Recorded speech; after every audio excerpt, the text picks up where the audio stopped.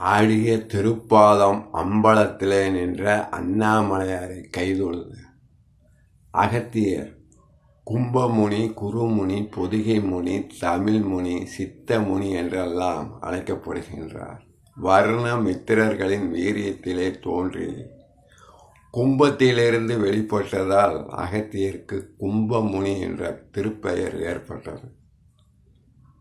சிவபெருமான் திருமணத்தை காண கையிலையிலே முனிவர்களும் ரிஷிவர்களும் ஒன்று கூடியதால் வடக்கு தாழ்ந்து தெற்கு உயர்ந்தது.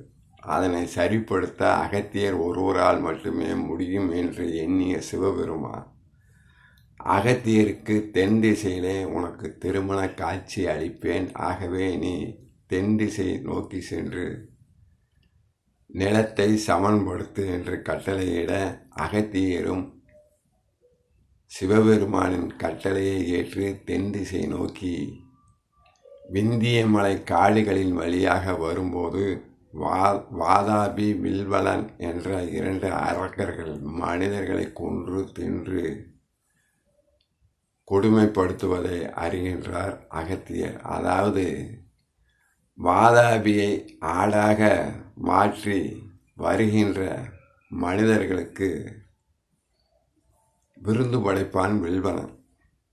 அவர்கள் சாப்பிட்டு முடித்ததும் அவர்களை பார்த்து வாதாபியே வெளியே வா என்று அழைக்கும் போது ஆடாக உள்ளே சென்ற வாதாபி அந்த விருந்தினர்களின் வயிற்றை கிழித்து கொண்டு வெளியே வருவான். பிறகு இறந்து போன விருந்தினர்களை இருவரும் சாப்பிடுவார்கள்.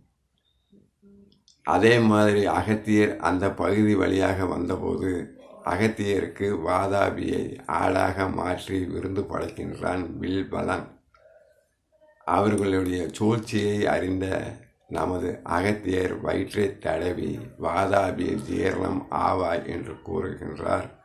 வாதாபியும் அகத்தியர் வயிற்றுக்குள்ளாகவே ஜீரணமாகி விடுகின்றான். இதனை அறியாத வில்வலன் அகத்தியரை நோக்கி வாதாபியே வெளியே வா என்று கூற வாதாபி வெளியே வராதை கன்ற வில்வலன் அகத்தியரின் அமானுஷ்ய சக்தியை அறிந்து தன்னை மன்னிக்குமாறு வேண்டி பிறகு அங்கிருந்து ஓடி விடுகின்றான். பிறகு அகத்தியர் தென் திசையை நோக்கி வரும் வழியிலே சில முனிவர்கள் மரத்திலே தலைகீழாக தொங்கிக் கொண்டு தவம் செய்கின்றார்கள். அவர்களை அணுகி ஏன் நீங்கள் தலைகீழாக தொங்கி தவம் செய்கின்றீர்கள் என்று கேட்டபோது அதற்கு அந்த முனிவர்கள் எங்கள் வம்சத்திலே அகத்தியன் என்று ஒருவன் பிறந்து இருக்கின்றான், அவன் திருமணம் செய்து கொள்ளாமல் இருக்கின்றான், அதனால் ஏற்பட்ட சாபத்தின் காரணமாக நாங்கள் தலைகீழாக தொங்கிக் கொண்டிருக்கின்றோம் என்று கூற அவர்களின் சாபத்தை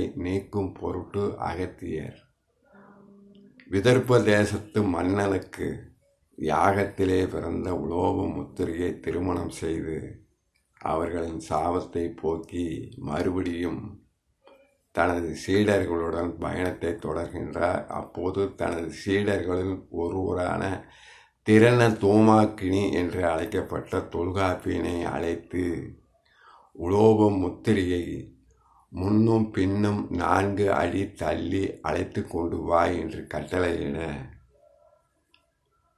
அகத்தியரின் கட்டளையை ஏற்ற திறன தோமாக்கினி என்று அழைக்கப்பட்ட தொல்காப்பியர் குருவின் பத்தினியை அழைத்து கொண்டு வரும் வழியிலே வைகை ஆற்றிலே வெள்ளம் கரை புரண்டு ஓடுகின்றது. ஆகவே ஆபத்துக்கு பாதகமில்லை என்று ஒரு மூங்கில் களியை கொண்டு ஒரு முனையை குருவின் பத்தினியை பிடிக்கச் சொல்லி அழைத்து கொண்டு வருகின்றார்.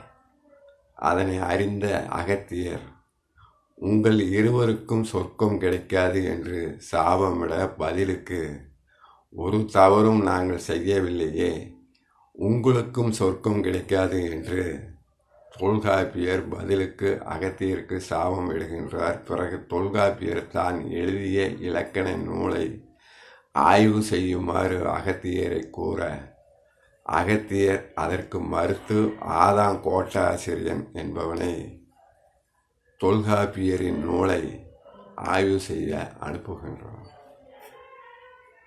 சிவபூஜை செய்வதற்காக அகத்தியர் கும்பத்திலே கங்கை நீரை கொண்டு வரும்போது விநாயகர் காகம் உருவிலே சென்று அந்த கங்கையின் நீரை கும்பத்திலிருந்து தள்ளிவிட கங்கை நீர் விரிந்து காவிரியாக உருப்பெற்றதாக தல புராணம் கூறுகின்றது. பிறகு காவிரி பிறந்த குடகு நாட்டிலிருந்து அகத்தியர் முருகனிடம் தாம் கற்ற தமிழை உலகெங்கும் பரப்புவதற்காக பாண்டிய நாட்டை அடைந்து பாண்டிய மன்னனின் அவையிலே தலைமை புலவராக சில காலம் பணி செய்து பிறகு திருக்குற்றாலம் சென்று அங்கே இருந்த விஷ்ணு ஆலயத்திற்கு சென்று விஷ்ணு மூர்த்தத்தை கையால் தொட அந்த விஷ்ணு மூர்த்தம் மறைந்து சிவன் தோன்றியதாகவும் பிறகு அந்த விஷ்ணு ஆலயம் சிவ ஆலயமாகவும் மாறிவிட்டது என்று வரலாறு தெளிவாக எடுத்து இயம்புகின்றது. பிறகு நமது அகத்தியர் அவர்கள் ஆதி காலத்திலே பாண்டிச்சேரியிலே உள்ள உழவர்கரை என்று அழைக்கப்பட்ட ஒழுகரையிலே ஒரு தவக்குடிலை அமைத்து அங்கே தவம் செய்ததாகவும் அகத்தியர் பெயரால் அந்த இடம் அகத்தீஸ்வரம் என்று அழைக்கப்பட்டதாகவும் அகத்தியர் தோற்றுவித்த சிவ ஆலயம் அகத்தீஸ்வரர் முடையார் என்று அழைக்கப்பட்டதாகவும் வரலாறு கூறுகின்றோம். தமிழுக்கும் சித்த வைத்தியத்திற்கும் அகத்தியர் செய்த பணிகள் காலம் உள்ளவரை நீடித்து நிலைத்து நிற்கும். பிறகு அகத்தியர் ஆனந்த சயனம் என்று அழைக்கப்பட்ட திருவனந்தபுரத்திலே ஜீவ சமாதி அடைந்ததாகவும் ஒரு சிலர் கும்பகோணத்திலே உள்ள கும்பேஸ்வரர் ஆலயத்திலே அகத்தியரின் ஜீவ சமாதி உள்ளதாகவும் கூறுகின்றார்கள்.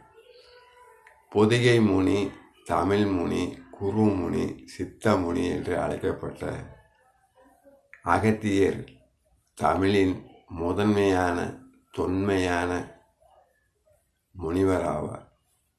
ஓம் நமச்சிவாய். ஆடிய